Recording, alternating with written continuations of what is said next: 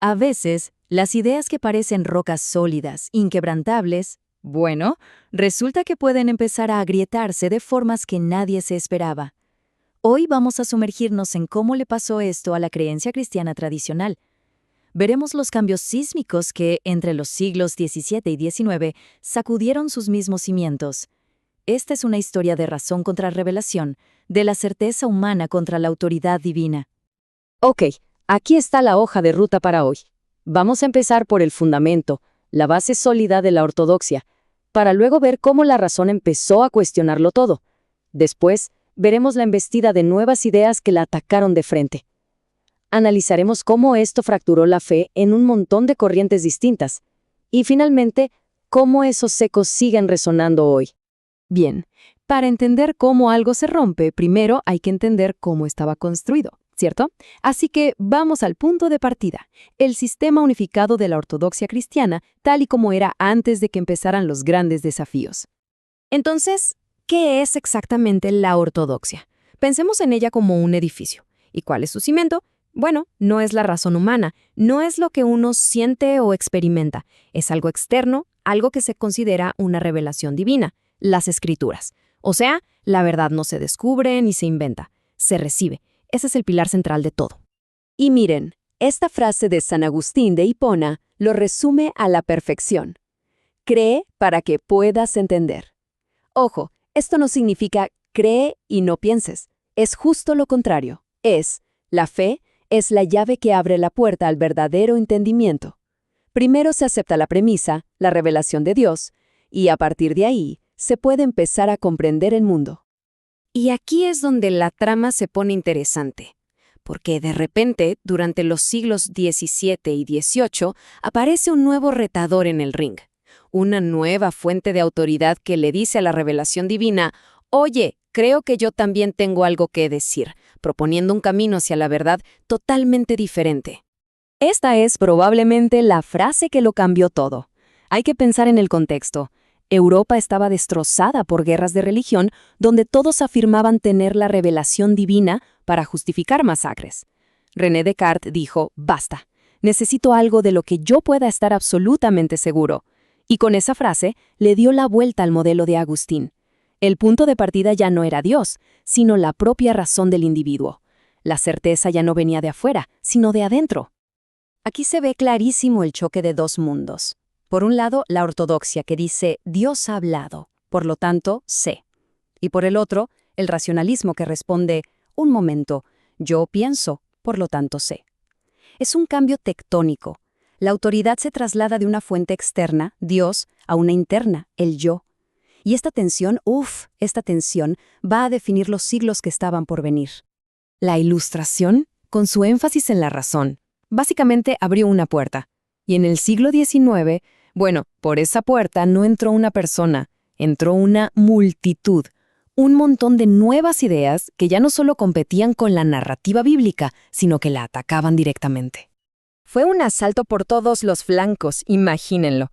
Por un lado, el humanismo secular, colocando al ser humano en el centro de todo. Luego llega Charles Darwin, con una explicación alternativa sobre el origen de la vida que chocaba de frente con el relato de la creación. Después, Karl Marx, con el materialismo, argumentando que la religión es una herramienta de opresión. Y para colmo, desde adentro, los propios eruditos empiezan a usar el método histórico crítico, analizando la Biblia no como un texto divino, sino como un documento humano más. Ante semejante embestida, ¿qué pasó? ¿Se unió a la teología cristiana para defenderse? Pues no, todo lo contrario. No fue una simple fractura, fue una explosión en múltiples direcciones. Algunos se atrincheraron en una lectura literalista, mientras que otros buscaron reconciliar o directamente reinterpretar la fe a la luz de estos nuevos desafíos. Una de las reacciones más influyentes fue la neo-ortodoxia.